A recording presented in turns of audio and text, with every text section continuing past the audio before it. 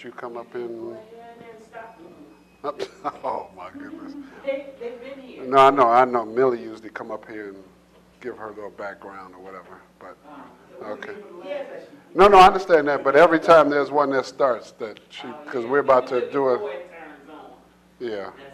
Yeah. Okay. All right. Never mind. All right. So, what we're about to discuss. Well, let me first of all, my name is Gary Bell. I'm the Assistant Procurement Officer with the City of Chicago in Contract Administration. I manage the commodities, small orders, job order contract, and construction. So a lot of what we're going to discuss today, I have actually done in some type of capacity. So, all right, so this is the doing business with the City of Chicago, and it's more just the fundamentals of what we do as a city department. What I'm going to go over is the mission statement. I'm going to go over the laws governing the procurement process, the procurement terms, the types of procurement, certification, contract monitoring compliance, the program and bid incentives, the DPS website, and then we'll have a question and answer period after that. All right, so the mission statement, pretty broad, is that we are the contracting authority for the procurement of goods and services for the City of Chicago. We pledge to work together as a team and with our customers to guarantee an open, fair, and timely process by establishing, communicating, and enforcing superior business practices. Integrity, public trust, and the law are our guiding principles. All right, so what are we talking about when we say laws governing the process? We utilize the two municipal purchasing acts in terms of all construction contracts that we do. And the state that's the first one is the Municipal Purchasing Act, 65 IL, but you can see that there. All right, and the second one is the Chapter 2-92 of the Municipal Code, and this is the city that ordinances that governs all purchasing with the City of Chicago. So this is what the City Council has given us the ability to all the contracts that we do with the City of Chicago. So, the procurement terms. So, with all bids, DPS provides a checklist for all bidders. So, if you were a bidder on a particular project, you would review the actual bid documents that you will receive. And you want to be sure that you look at the checklist before submitting your bid with the City of Chicago. And you want to make sure to provide all the information that is requested so that your bid is considered complete. Complete can mean the signature by the president of the corporation. If someone other than the president signs the documentation, you want to make sure that that you provide corporate resolution that gives someone else the authority to sign on the president's behalf. All right, and also then you also make sure that it's notarized. And some examples of things with the checklist could be the insurance on a particular bid. It could be our economic disclosure statement, which we will discuss later on. Okay, so here are the procurement terms. One is the contract. This is more the legal term. This is the written agreement between the city and the vendor for the provision of goods and or services to the city by that vendor. All right, and then we'll talk about the number of different forms of contracts. The bid package. These are the set of documents that you will receive with the actual bid or solicitation that is on the street for whatever particular commodities, work services, vehicle, heavy equipment. This is actually, the bid package is all the documents that we want back from you as a vendor. What is an addendum? Addendum is a change to that bid package. If there's any change, say for instance a bid postponement or change in quantities in the particular bid, an addendum will be issued to all those who have taken out the specification and allows you, the vendor, the opportunity to acknowledge that addendum, and then you would then be able to make any changes to your bid based on that addendum. Amendment or modification. That is what happens after a bid has been awarded to a successful bidder. This will formally change the terms and conditions of a contract. And there are several forms of amendments to a contract, but the most common is a change order to a construction contract, meaning they want to add money to it, they want to add time to it. So those are the different types of amendments or modification we would do for a contract. All right, so these are more procurement terms. What is bids? All right, the majority of the city contracts, almost 75% of them, are awarded through competitive bidding. What is competitive bidding? That means that you as a vendor are going to be competing against another vendor much like yourself, and it's based solely on price. That's what a bid is, based solely on price. Other than that, there's a request for proposal. That is more of a professional services type of a contract, and that is not just bid on price. That is also bid on your qualifications as a vendor. The request for qualifications is a form of also of a professional contract, but it's also, it deals with a firm who has a high degree of technical expertise in a particular matter and a knowledge in the specific disciplines. And most of all the RFQs leads to a master consulting agreement. Okay. All right, here's are the types of a procurement that we have. First, you have the small orders, which I mentioned. Those are for all bids under $100,000. Competitive bids, those are all bids over $100,000. The competitive bids could be construction, it can be work services, can be commodities. So it's a broad range. And as I mentioned, those are all price driven.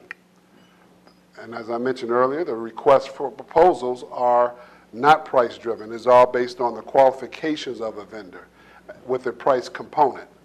The request for qualification is for those, like I mentioned, has a technical expertise in a certain area, and all those, we're just building a pool of those vendors. And a good example of that is, say, if we wanted the city to build a bridge in the city of Chicago, we would go to a request for qualification to get, say, architecture and engineering firms to give us, how would you build this bridge? How would you design this bridge?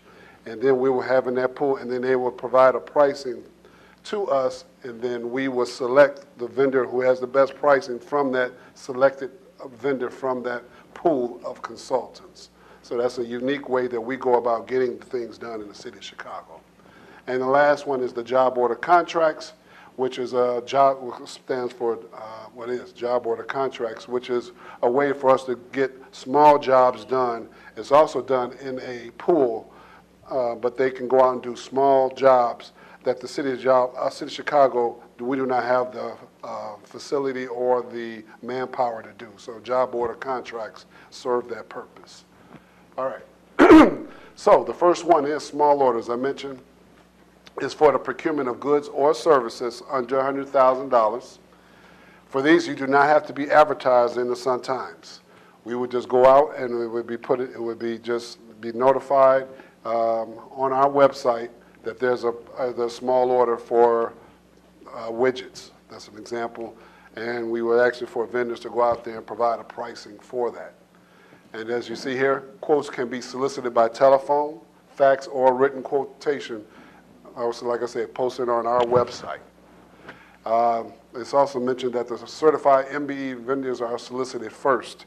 Those are usually for those under $10,000. So you see at the bottom, our WBE compliance is required for bids.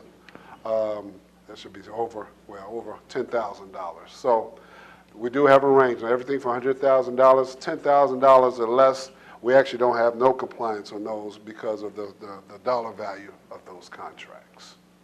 All right, the next one is competitive bids. Now, this is everything over $100,000. Our municipal code requires us to advertise. In the Sun-Times, we advertise Monday through Friday, never on Saturday or Sunday. If you want to see if something has been advertised, you can go to our website, www.cityofchicago.org/procurement. You can also come and pick up a solicitation here in the bid and bond room, room 103. That's where we are right now. Most of our bid solicitation periods last for 10 to 30 calendar days. And it mentions that a planned deposit may be required. Those are usually for a construction bid, okay? And when we say a planned deposit, usually 5% of your bid price. So that's for competitive bid. What we're saying here is about a pre-bid. Most of our solicitations have a pre-bid. This gives you as a vendor an opportunity to come in and ask any questions about a particular solicitation. Also, we can also have a site inspections, like I mentioned earlier about a bridge. We might go out to a bridge and say, hey, this is what we need for someone to be able to provide services for. So you get a good understanding of what we want, and then you can ask questions. That way, that eliminates the addendums I mentioned earlier, and it makes for a better, concise document that goes out in the street. All right? All right. So the requirements for bidding processing, which include for a review of the specification, this is all happening at a pre-bid. You can address your concerns, as I mentioned. There's a Q&A period for that, and the bidder's attendance is encouraged. So like I said, we want bidders to be aware of what we have as a project on the street. And sometimes it does result in an addendum or clarification, because if you ask a question to us, the city, we like to provide a clarification that is going to be answered to everybody who has taken out that specification, so everybody has the same answer. So I don't just answer to you, I want you to know what we've said as well, so everybody gets the same clarification. Addendum, as I mentioned earlier, is a change to the actual document. So if there's addendum, we also send it out to the entire people who took out the actual specification. All right. So the next one. The mention now, if there is not a pre-bid meeting, bidders are encouraged to review the spec and contract during the bid period and contact the procurement services contract administrator. Now that's the person who actually has advertised that and put it on the street. So if they're saying if you have any question and there's not a pre-bid, make sure you just get in touch with the actual contract administrator so you can get your questions addressed. All right, so the bid documents. When you pick up a set of bid documents for any particular project that you're interested in, make sure you fill in all the required information. I mentioned earlier about a checklist. Make sure you go through that checklist and make sure you fill in all the required information. Anything that requires a signature, and in most cases it requires the president's signature. And if someone other than the president signs for that firm, we then need some kind of corporate resolution that gives them the other person the authority to sign for that company. And in most cases, those should be notarized, as you see at the bottom. We want to make sure that it's notarized. That then makes it an official legal document. All right? All right, so the bid submittal. In most cases, it will include any in the form of proper form, cash and not accepted. As I mentioned earlier, bid deposit is usually only on construction projects. And like I said, it's usually 5%. I mentioned that earlier, usually 5% of your bid. And it is normally refundable. All right, and the bid fee, same thing. That is non-refundable. All right, and that's required for all jobs over $100,000.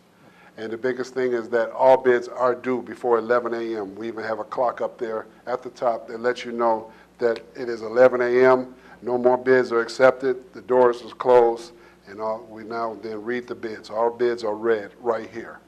All right. So the bid openings. The bid openings could be Monday through Friday after 11 a.m., as I mentioned earlier, for RFPs or requests for proposals or requests for calls. Those are all read after 4 o'clock. So all the professional solicitations are done after 4 o'clock. They are read and opened aloud right here. Bids are tabulated. Bids are not tabulated here. Bids are sent up to, we're on room 803, Department of Procurement Services is room 803. That's where the bids are tabulated by the contract administrator. And the reason why they're tabulated because when those bids are read here, and she says vendor A is 10,000 and the next bidder is 10,001, she gives a caveat after that. It says they are going to be reviewed for accuracy and completeness, because what if your numbers was incorrect and yours was right? We want to make sure we do not say that you're the low bidder and you go away saying I was the low bidder. So we want to make sure we take them upstairs, we go tabulate those bids and make sure that they are then available for at least 24 hours after. And that's why we put that there. So you can go online and see all the results after 24 hours. Okay, so say for instance now you are awarded the contract or will be awarded the contract.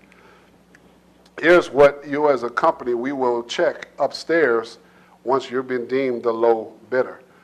We will make a determination regarding your bidder's responsiveness. Now responsive means if we say we want your insurance certificate and you provided one that was expired, you have a certain amount of time to get us the correct insurance. And there are certain requirements in each bid. Say, for instance, it was going to be done by water and there's marine. We need marine insurance. We need you to provide that in X amount of days. We give you that time frame. That's the responsiveness. Responsibility means the ability to do the job. So we say we needed 4 trucks on this particular site, and you say you only have 1. You got to show proof that you can do this job and be able to mobilize to that job. So then you have to show proof that you have the trucks or the capacity to do the work. That's what responsibility means. And I'm just giving an example, but there's a lot of different ways that we ask for responsibility. So you as a vendor must make sure that you pay attention to that. Once we've determined you to be responsive and responsible, then a recommendation of award comes from the user department. The user department is the one who actually gives us the work, say the procurement services. We do not actually have the contracts that go out. They say Department of Transportation. They are the one that say, we want these streets done. So they send it over to procurement. Procurement is the vehicle that gets it on the street. You bid, we do the work, we give it back to CDOT. Here's your vendor, now you work with them. So they're the one who gives us the recommendation of award. The acceptable bid is packaged. That means we put together all the documents, we put together your insurance, we put together your execution pages, and we package that. Now, you have 3 main signatures for a contract. They're routed through the signature approval. You got to be signed by the comptroller. That's the one, that's the bank for the city of Chicago. They are our comptrollers. Then it goes to our chief procurement officer. They're the one they sign next. And then it goes to the mayor. Mayor signs for all bids over $100,000. That's the approval process. For all construction, you need a performance and payment bond. Now, what is that? That's an insurance and funding agency that, say, for instance, you decide to walk away from a project. That bond is what ensures that that work is going to get done some kind of way. So that's what so that's an insurance policy that the city has, and that's what we ask the vendor to provide us with, a performance and payment bond. Now, as it says in the bottom, the contract is awarded to the lowest responsive, I mentioned what the responsible bidder, meaning the city specs. So that's what that means. All right, so that's the bidding process. This is RFQs. This is not a bidding process. This is a process for vendors who have the professional disciplines. All right? We want, for example, we had an RFP for HVAC supplies. That would give us the opportunity to go out to the professional environment to be able to provide pricing, but it doesn't have to be the lowest bidder. They just have to be able to show that they can provide it, but they're also going to show the capacity. They got to show that they have the personnel, professional personnel, and all that to provide that services. So, and we use the RFP when we don't have in-house technical experts. City, as you know, they probably, we whittled down a lot of the departments. So now we go outside to the vendors now to provide a lot of the different things that we as a city need. So, and that this will give us that opportunity, all right? And with these RFPs, we require a detailed evaluation of the proposal. So what does that mean? Is that we have an evaluation committee. That means that we have usually 3, that's the minimum. We need 3, cannot just have 1. You gotta have 3 people at least that sit on the committee, and they take all the documents that come from the vendors, and they review them, and they go through and make sure they check the personnel that you provided. They check your financials, any legal actions. They check all of this information provided. And you see right here, low price is not the only factor. So that's the reason why we would do, say, an RFP for a solicitation. You say, why are they doing it this way? Because we're not going to base it solely on price. The award is made to the highest rated and ranked respondents. Okay. Now, the request for qualification, this is more, we're trying to build a pool of vendors, as I mentioned earlier about the bridge, vendors in a specialized instance to be able to provide, say, architectural, surveying, commissioning. Those are the various kind of professional disciplines that we look for from vendors that we as a city will build. Usually it's like a 5 to 10 company range, and what happens on these requests for qualifications, we usually get 70 to 80 responses to those. So, and they will always say, and remember, they come in at 4 o'clock, they come here, and what happens is, out of that 70, 80, we will whittle that down. The evaluation committee will review those, and we will come up with a pool of, say, 10 vendors. And these are 5-year contracts, so for 5 years, and it could be called the bridge engineering RFQ. Any bridge that we as a city want a vendor to come and give us their design for, we will go to that pool. We ask the pool, give us your pricing. Now they provide the pricing after they've been selected. And then they give us the pricing, and then we have the right to negotiate with those vendors. The fee schedule is negotiated later once you've been awarded that. And so I can do that bridge for 100, the guy can do it for 200, and then they evaluate, okay, this vendor, okay, he's the lowest price, but what kind of team did he put together for this? And then we as a city will then, or the user department, will determine who will be the vendor selected to do that work. And as you see at the bottom, most commonly used for A&E design contracts. So like I say, bridges, road work, any infrastructure for the city of Chicago. Okay, I mentioned earlier about job order contracts. This is usually a smaller base type of, is used to accomplish small to medium-sized projects, roof repairs,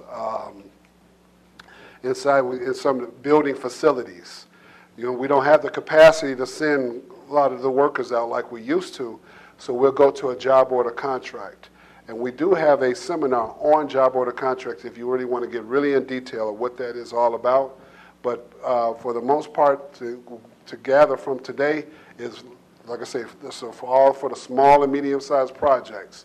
A lot of O'Hare and Midway uses JOC for quite a bit of the projects that they have out there. All right? All right. And what happens is awarded to a general contractor, and then he himself would then give an adjustment factor. And I say that really gets deep, and that's why I would recommend you going to the JOC workshop, and they really dig into what is those adjustment factors, because it really gets detailed. They don't have to provide a price for JOC. They just got to provide like 1.0. That's called a adjustment factor. And then they do some kind of calculation to determine who the low bidder is, okay? All right, so as I mentioned earlier about what is required with your bid, this is required on anything that you submit for the City of Chicago, the economic disclosure statement.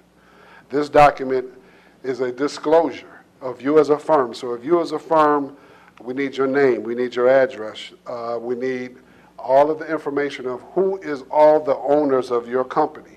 And if you say which owns more than 70.5%. So if you own 100% of a company, but the wife has 20%, we want her listed as well on your economic disclosure. And once you dig into it, there's some very definite questions that you have to respond to. Asks about slavery. It asks about anything as you as a company for you to disclose. And this is the opportunity. That's why every contract, RFQ, RFP, all bids, small order, must have an economic disclosure statement that is submitted with it. All right. So now we're into the certification. I think a number of you was here for this. This is not my forte, but I do understand a lot of what we're doing now. We have 6 types of certification. The first 2 that we were known for was the MBE and WBE, but now we've expanded now to disabilities, the BEPD. DBE is usually on all state and federally funded contracts. Airport now has their own certification, ACDBE.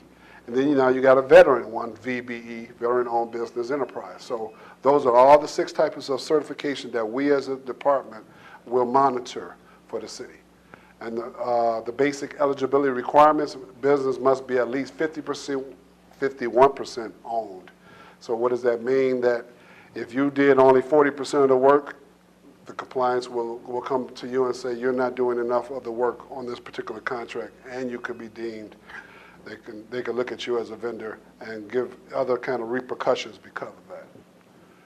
All right. MBE, WBE, and DBE participation, whenever it says that section 2.9, those are the municipal codes that we as a city as a department are governed by.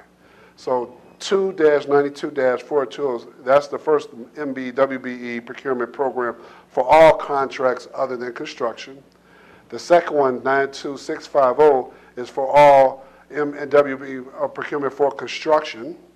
And then you have the last one is for all the DBEs, like I said, or for all the federally funded projects. All right. So for participation, we ask that all firms try to at least get direct participation. And I don't know if they spoke about this in the prior seminar, but direct participation means you as a vendor will find a subcontractor. Let's give another example. Back to the bridge. We want somebody to be doing a commercially useful function. You see that's at the bottom. For that project. So if you're doing a bridge, you then have a trucking company that's bringing something to the bridge, or deliveries and all that. That is a commercially useful function. When it's indirect, it may talk about office supplies or something that you use in connection with the project, but it was indirect in terms of building that bridge. That's what indirect means, okay? We, as a department, would like for you to have a commercially useful function. Indirect, in most cases, will be denied because they will look and see what other functions could be a part of that project. And if you chose, go back, and if you chose indirect and there was opportunities for trucking or landscaping, anything like that, they would deny your indirect participation. So make sure that you pay attention to that. All right, and we're back to that commercially useful function. What does that mean? That we want you to, like I said, mention, what does that mean? When it's responsible for the execution of a distinct element of the work, like I said, the trucking, landscaping, electrical maintenance, which is carried out by actually performing, managing, and supervising the work involved, or fulfilling responsibility as a joint venture. Joint venture is, of course, when two companies come together to provide the services. So we want to use that word, and we want to make sure that vendors understand what commercially useful function is. All right. Now, there are cases when we ask for a reduction, waiver, and good faith efforts. There are some jobs where the participation is very hard to find, and this is where you would ask for. I went to all the agencies, assist agencies, to try to find participation. I couldn't find anybody. That's my good faith effort. You have to show, though, that you went out and looked, and that you've contacted vendor A. He said no. I went to vendor B. He said no. This is the case where you want to show your good faith efforts. The waiver is also saying I couldn't do it. I couldn't find it. Can you request? Can you grant me? It was a 25% participation. I can only find 5%. I did do as best I could. Here's the paperwork to show it. Can you grant me a waiver or reduction of the 20%? That's where this case comes in. All right. And as I mentioned, it must be the satisfaction of our chief procurement officer to approve that. We cannot just say we approve that. Our chief procurement officer will be the final say on any reduction, waiver, or good faith effort. Yes. What's the difference between reduction and waiver? Okay, let's go back. Reduction. Reduction is more like, let's say, so the goals were initially when we started off, it was 25 and 5. The bids came in. If it was a reduction for you, it's going to be a reduction for all the firms. Waiver is you as a firm saying, I cannot meet, I just need 20%. Can you give me 5? Now, that's a back and forth. They want to make sure that you've done all you could to get that 20% or the 25%, and then they'll grant you the waiver. And then the good faith is all tied into that. We want to show your good faith effort in trying to make that goal. Okay? There you go. All right, so contract monitoring, and that's back to what I'm saying is the contract monitoring and compliance. That's what happens after the award of a contract. This will take place. If you had goals on a contract, they are going to be responsible just to make sure, one, are you paying your subs? You said you had 20%. If you get them approved, they're going to monitor and make sure that you're paying the subs, the subcontractors on part of your agreement. And the Chicago Residency and Ordinance contracted over $100,000 funded by the city. 50% of the total must be performed by actual residents. This is in our construction documents, the Chicago Residency Ordinance. The equal employment opportunity is more for our award criteria. We provide that also. A lot of this is on our construction contracts because the residency, see, the reason why we came up with that was, see, for instance, we had that bridge again and we're doing it in Hyde Park. We know that Hyde Park is a square area. How many minorities and women-owned businesses live in that area? So we want to know, at least on your job, that 50% of the total work are done by the actual residents in that area. So that, and we monitor that. And as you as a vendor have to provide that because the alderman will come and say, hey, why we don't have X amount of people on this job? And they'll go out there and look. So that's what that ties into. It's called CRO, or Chicago Residency Ordinance. And like I said, equal employment is more on the job. We want to make sure you have enough minority laborers, women subcontractors, all in connection with construction. This is all morely in the construction-based businesses. Okay. So, ways to achieve compliance. One way is if you are a MBE, WBE, or DBE. That's why you can get a great majority. Another way is by joint venturing with another firm that is an MBE, WBE, or DBE. The more common way is subcontracting a portion of the work. And like I said, we have goals on the contract. Most of the time there's 25 and 5. 25 is the minority, 5% is the WBE.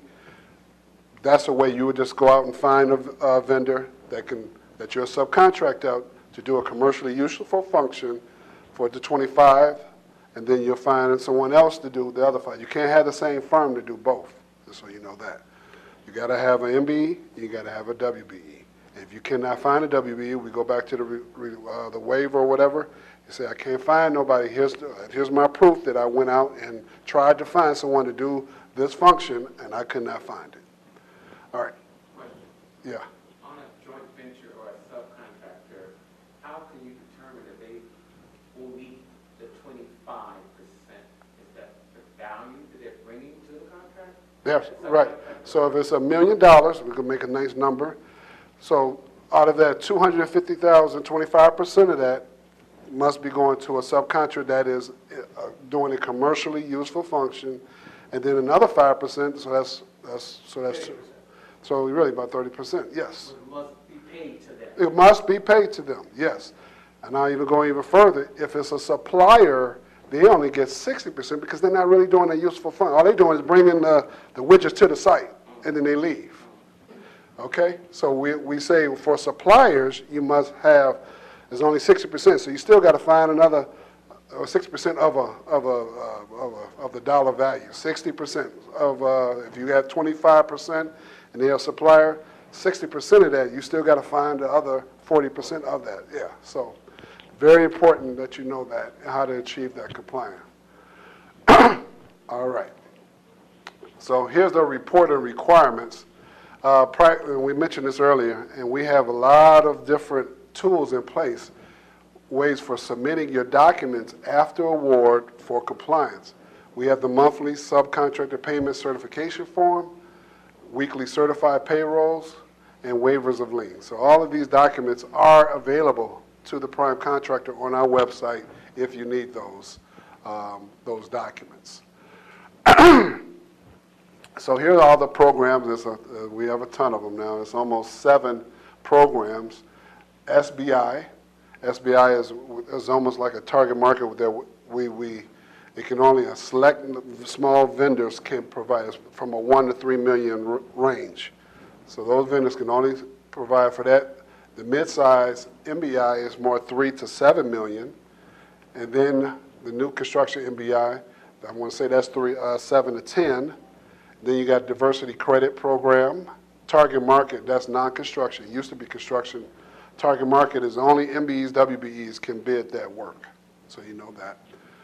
Protege program is a program where an MBE or no, a prime will find an MBE on a project and say, I'm going to mentor this company, and they'll get 1 to 2% credit off of their award criteria, so they can make them the low bidder if they utilize that. And that's what all the incentives up there offer, that if you have a veteran-owned business enterprise, if you have the city-based business, you're inside the city of Chicago, if you fill that out and show that you're within the limits of the city of Chicago, you can fill it out, you will get a 2% lowering your bid. Doesn't mean that we're not going to pay you your contract amount. We're going to lower your bid, so you might be able to surpass the second low bidder. I mean, the second low bidder might be able to surpass the low bidder because you were filled out for these incentives. Okay, so this is offering you as the contractor, you got equal employment, you got to encourage utilization of MBA. We want to try to encourage a lot of the incentives here for you as a vendor. We got the powered vehicles, so like I say, for electric vehicles, if you're going to be utilizing a lot of electric vehicles on your job, this is the way to lower your bid. So, but you do have to show proof of that. Is that like a Section 8A? Well, where a mentor comes in, large corporate firm, takes a mentor role with a smaller firm, yes. firm. Yes, they will. Is there a section in your code for that? Do they call that program? I heard Section 8A. It may be, like I say, and it's different for each particular. We have it in all of our bidding. Yeah, exactly. But we have it in all of our bid document. It could be different in each one of where it's located. But yeah, the MENA program, we offer all of those incentives in every contract over $100,000. All right. Anything under that, we do not offer those. All right. So back to our website. It's very inclusive. It shows all of our awarded contracts and modifications. Shows the payments. If you were on a contract and you want to know, hold it, the prime got paid, but I didn't get mine. He was a subcontract. They didn't get paid. I want to make sure if I can get paid. So you can go out there and verify that. The bid tabulations, as I mentioned, you can go out there 24 hours after the bid opening and go out there and see, did I win that job or that project? Weekly bid opportunity shows everything we have as a city on our website. Every bid, every commodity, small order, work services is out there. The searchable MWBE directory. This is like I mentioned, this is all part of, if you want to request a waiver or a good faith effort, you have to go out here to our directory and say, okay, look at the firms, and you have to try to call those firms to see if they will join you on a project. I mentioned about the bid incentives, how to lower your bid just so you can win that bid. All of the regulations that you must follow as a firm.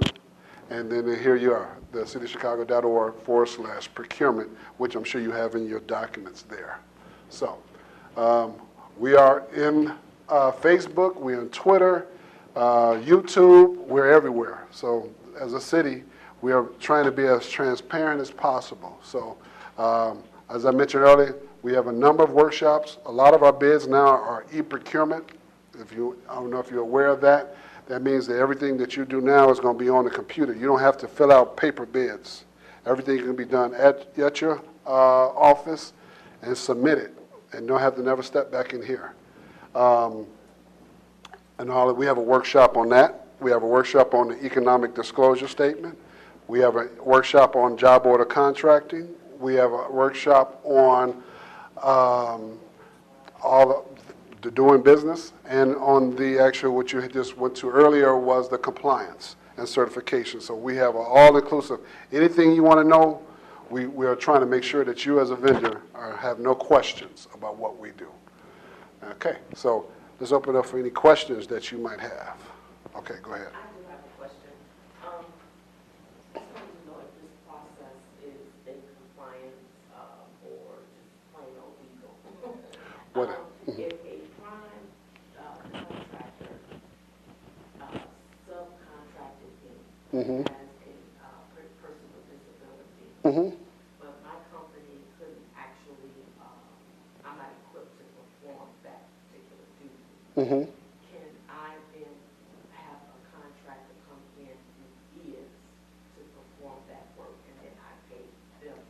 that's called almost, and that's what they sometimes frown as a pass-through, meaning you were the one that was selected, and now they're going to pay you, and then you got another vendor that does the work for you.